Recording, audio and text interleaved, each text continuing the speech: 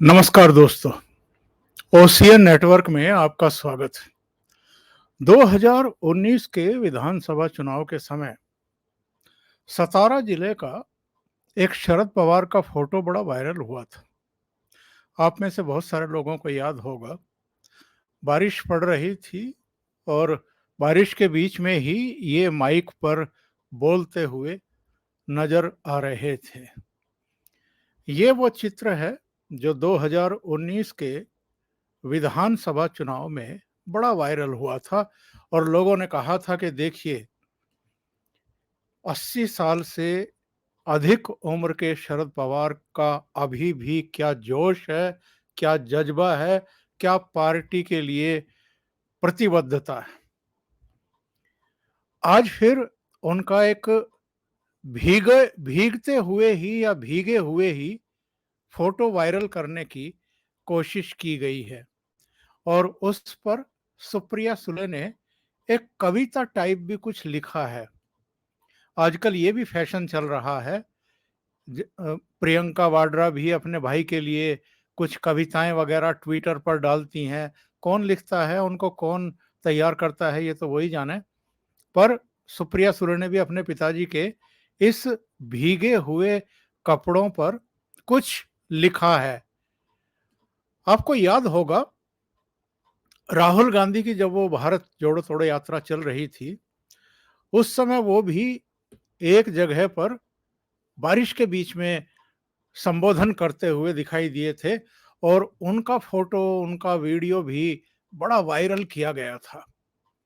कहा गया था कि राहुल गांधी ना इंद्रदेव से डरते हैं, घबराते हैं, ना नरेंद्र मोदी से घबराते हैं, और मतलब बड़ी बचकानी सी बातें की गई थी।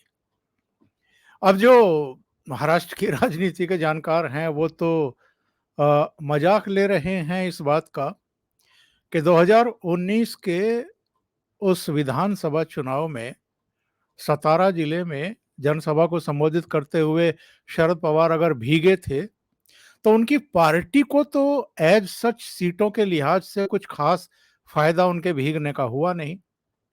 पर एक बात जरूर रही, अब वो भीगने का नतीजा था या कोई और था, उद्धव ठाकरे इनके बहकावे में आ गए, कांग्रेस तैयार हो गई और जिन दलों को, यानी कांग्रेस पार्टी को कुल 44 सीटें और एनसीपी को कुल 54 सीटें, वो भी सत्ता में आ गई। तीनों पार्टी मिल गई और तीनों ने सरकार बना ली।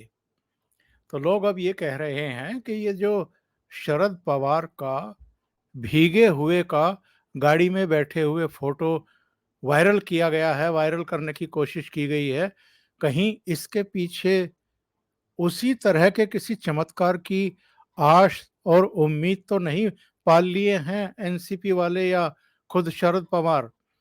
और जरा इस फोटो को ध्यान से देखिए। शरद पवार तो भीगे हुए हैं, मुस्कुरा रहे हैं जब फोटो खींच रहे हैं। इनके बगल में बैठे हुए हैं जितेंद्र आव्हाड। उनके कपड़ों पर बारिश की एक बूंद भी नहीं है। इसका मतलब ये है कि शरद पवार जानबूझ करके गाड़ी से नीचे उतरे, भीगे। हो सकता है कुछ कार्यकर्ता खड़े हों, उनके लिए गाड़ी से कूद पड़े हों, पर मुझे नहीं लगता कि गाड़ी से कूदने की या कार्यकर्ताओं के बीच में जाने की, जबकि बारिश हो रही हो, कोई जरूरत थी। अब बहुत सारे लोगों का कहना है कि ये जो पुत्री मोह है, पता नहीं शरद पवार से क्या क्या कराएगा। और ये पुत्री मोह ही है जिसके चलते उन्होंने अपनी पार्टी का एक तरीके से बंटाधार कर लिया है। बहुत सारे लोग ये जानना चाहते हैं कि ऐसा क्या हुआ था कि भतीजा एकदम बगावत पर उतर आया। तो ऐसा नहीं है। इस बात का भी अब खुलासा हो गया है कि अजित पवार ने चाचा से बगावत क्यों की है। ये जो बगावत अब हुई है, एक्चुअल में इसकी पृष्ठभूमि एक सवा साल पहले ही तैयार हो गई थी। खुलासे ये हो रहे हैं जिस समय उद्धव ठाकरे की सरकार औंधे मुंह गिरने वाली थी, जिसकी तैयारी कर चुका था भारतीय जनता पार्टी का शीर्ष नेतृत्व, कि अब बहुत हो गया, अब इसकी विदाई हो जानी चाहिए एमवीए की, तब एनसीपी का जो ये धड़ा अब टूटा है अजित पवार के नेतृत्व में, इनको और एकनाथ शिंदे गुट को, एकनाथ शिंदे के साथ कुल मिलाकर के एकनाथ शिंदे समेत 40 एमएलए ने शिवसेना छोड़ दी थी। 54 में से ये 40 निकल गए थे, 54 या 53 जो भी थे, 56 55 में से ये निकल गए थे 40। एकनाथ शिंदे को भी और अजित पवार को भी उसी समय जून 22 में ये खुला ऑफर था। जो अंदर के सूत्र हैं वो बता रहे हैं अब कि जो पहले आ जाएगा वही मुख्यमंत्री बन जाएगा। आपको ध्यान होगा ये जो बांद्रा के एमईटी कॉलेज में मीटिंग बुलाई थी अजित पवार ने, उसमें जो उन्होंने खुलासे किए हैं कि 2014 में भी हमसे कहा गया था कि भारतीय जनता पार्टी नेतृत्व से बात करो, लगभग बातें तय हो गई थी, फिर शरद पवार पीछे हट गए। 2017 में फिर कहा गया कि बात करो, अजित पवार को, प्रफुल्ल पटेल को, तट एक और सुनील तटकरे संभवतः, इनको जिम्मेदारी सौंपी गई, बातचीत शुरू हो गई थी, फिर शरद पवार बैक मार गए। 2019 में भी जब उद्धव ठाकरे भारतीय जनता पार्टी से अलग होने की तैयारी कर रहे थे, तब भी शरद पवार ने इन लोगों से कहा था कि भारतीय जनता पार्टी के नेतृत्व से बात करो, हमें कौन कौन से महकमे देने को तैयार हैं। यानी शरद पवार उस समय 2019 में आपके उद्धव ठाकरे और कांग्रेस से भी बात कर रहे थे और भारतीय जनता पार्टी के मन की थाह भी ले रहे थे, कहाँ कितना फायदा ज्यादा से ज्यादा उनको मिल सकता है, ये एक थाह लेने की कोशिश कर रहे थे दोनों खेमों से। और वो जो 23 नवंबर को देवेंद्र फडणवीस के साथ डिप्टी चीफ मिनिस्टर के तौर पर इन्होंने शपथ ली थी अजित पवार ने, वो शरद पवार के तैयार होने पर ली थी, लेकिन शरद पवार अचानक बैक कर गए, इनको डिसऑन कर दिया और उद्धव ठाकरे और कांग्रेस के साथ मिलकर के फिर वो सरकार में शामिल हो गए अपनी पार्टी के साथ। बाद में अजित पवार भी वहां डिप्टी सीएम बन गए। लेकिन इससे भी चौंकाने वाली बात जो है वो ये खुल करके सामने आई है कि जिस समय जून 2022 में शिवसेना टूट रही थी, टूटने ही वाली थी, विधान परिषद और राज्यसभा के चुनाव में तो लगभग तय ही हो गया था कि खुली बगावत है पार्टी के भीतर, उस समय भी भाजपा नेतृत्व ने एनसीपी के इन बागी गुट के नेता को यानी अजित पवार को ये मैसेज भिजवाया था कि यदि आप पहले आ जाते हैं तो आप मुख्यमंत्री बन जाइए, एकनाथ शिंदे पहले आ जाते हैं पार्टी तोड़ करके तो वो मुख्यमंत्री बन जाएंगे।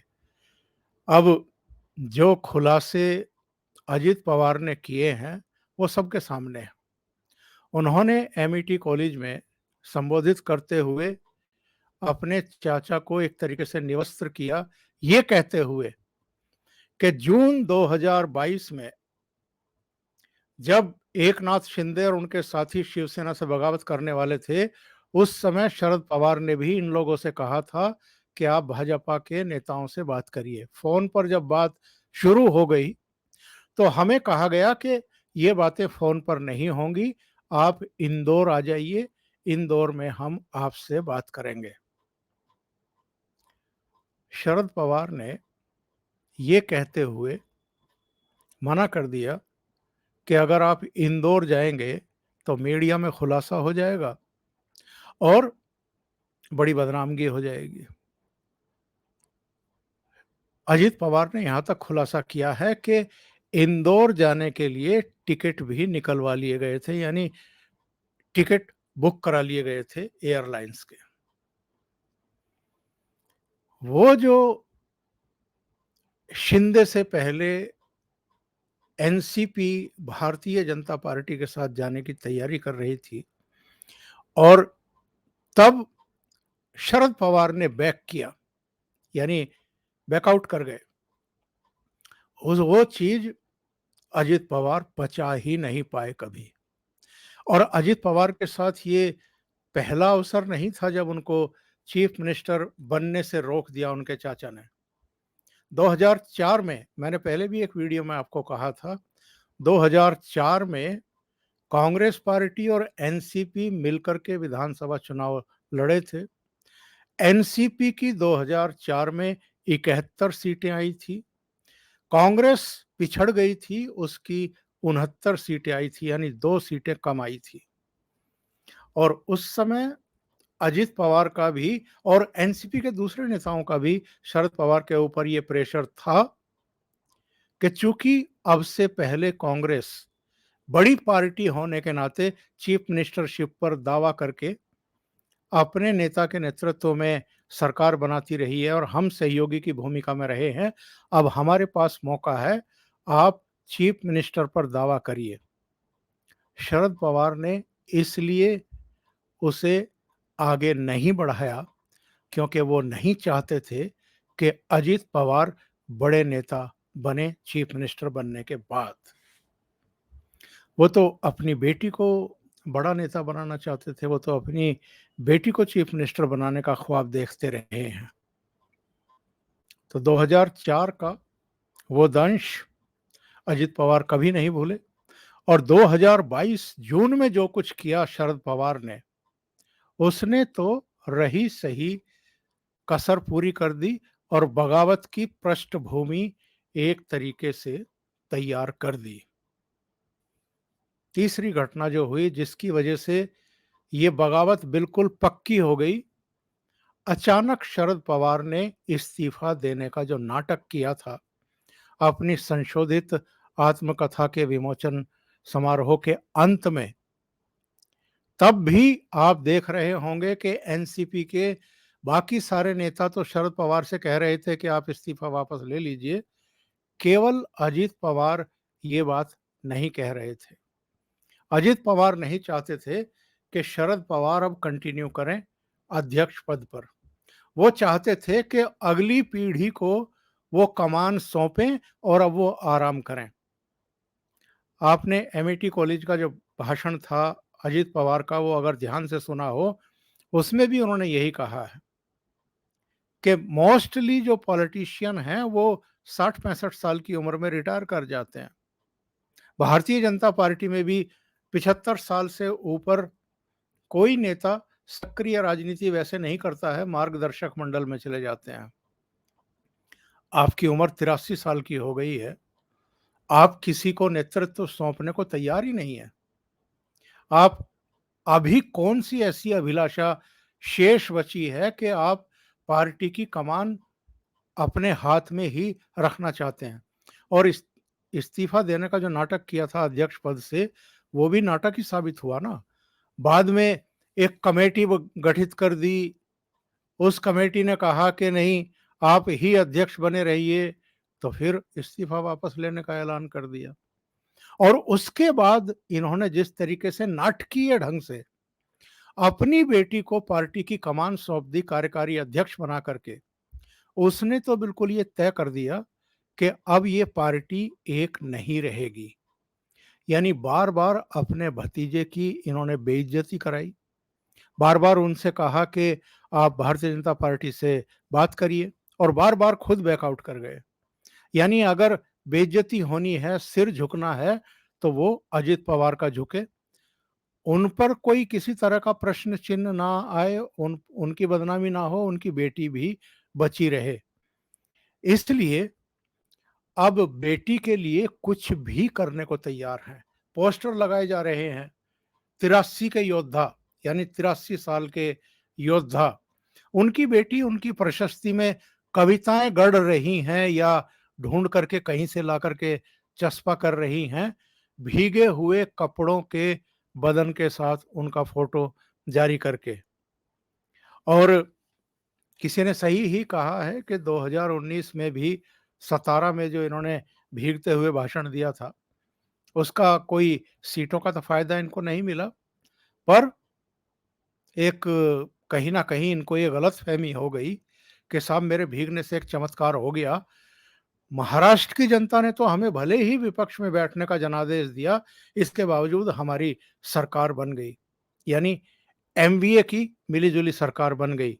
और अब भी पवार फैमिली को, यानी शरद पवार और उनकी बेटी को कहीं न कहीं ये गलतफ़हमी है कि जैसे 2019 में भीगने से कोई चमत्कार हो गया था, तो अब 2023 में भी भीगने से एक सहानुभूति मिलेगी कि देखो 83 साल का वृद्ध व्यक्ति, नेता किस तरीके से पार्टी को फिर से खड़ा करने के लिए, और चूँकि भतीजे ने बगावत कर दी है, तो संगठन को, पार्टी कार्यकर्ताओं को खड़ा करने के लिए, उत्साहित करने के लिए, प्रोत्साहित करने के लिए, मनोबल बढ़ाए रखने के लिए बारिश तक में भीगने को तैयार हैं।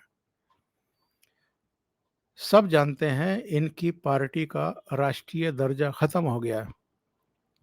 फिर भी इन्होंने दिल्ली में राष्ट्रीय कार्यकारिणी के नाम पर एक बैठक आयोजित की और उसमें जिन्होंने बगावत करके अलग राह पकड़ी है, उनको निकाले जाने का, उनके खिलाफ प्रस्ताव पारित करने का, पता नहीं क्या-क्या इन्होंने किया। तो अजित पवार ने कहा कि जो दिल्ली में ये बैठक कर रहे हैं चाचा साहब, वो पूरी तरीके से अवैध है, क्योंकि हम ऑलरेडी कार्यकारिणी की बैठक कर चुके हैं, जिसमें इनको अध्यक्ष पद से हटाया जा चुका है और अब अजित पवार अध्यक्ष हैं पार्टी के, इसका लेटर भी चुनाव आयोग को जा चुका है। तो इस समय हालत ये है इनकी। आपको एक और किस्सा याद दिलाता हूँ। अभी कोई 1 डेढ़ साल पहले की बात है। इन्होंने एक बयान दिया था कि कांग्रेस की हालत आज ऐसी हो गई है जैसे किसी जमींदार का सब कुछ छिन गया हो और वो हवेली की मरम्मत कराने की भी स्थिति में ना हो। इन्होंने ये भी बयान दिया था कि कांग्रेस जितना जल्दी इस स्थिति को समझ जाएगी, वो उतना फायदे में रहेगी। ये दिल्ली आए राष्ट्रीय कार्यकारिणी, सो कॉल्ड राष्ट्रीय कार्यकारिणी की बैठक करने के लिए। राहुल गांधी के लिए मौका था इनको नीचा दिखाने का, इनको शर्मिंदा करने का, और वो इनसे मुलाकात करने के लिए पहुंच गए। इससे ज़्यादा कोई शर्मिंदगी की और असहज होने की स्थिति हो सकती है?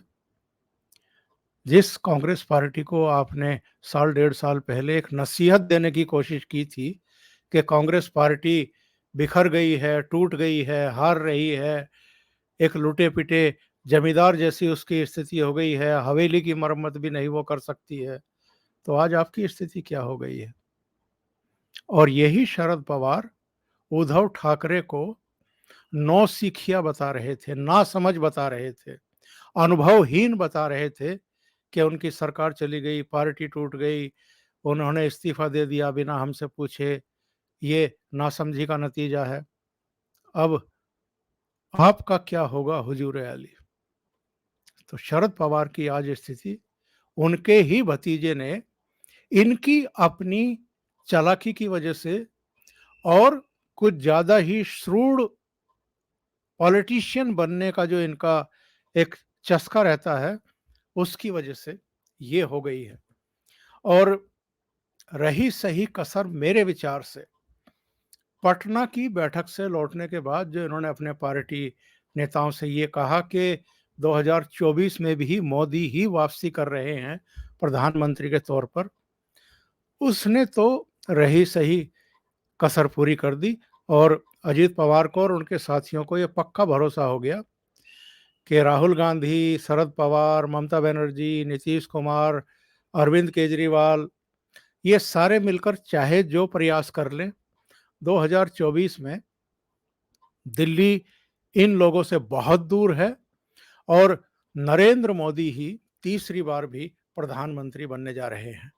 तो ऐसे में उन्होंने अगर चाचा को उनकी जगह दिखा करके ये फैसला कर लिया कि अब हम भारतीय जनता पार्टी के साथ ही जाएंगे, तो इसमें उनकी क्या गलती है।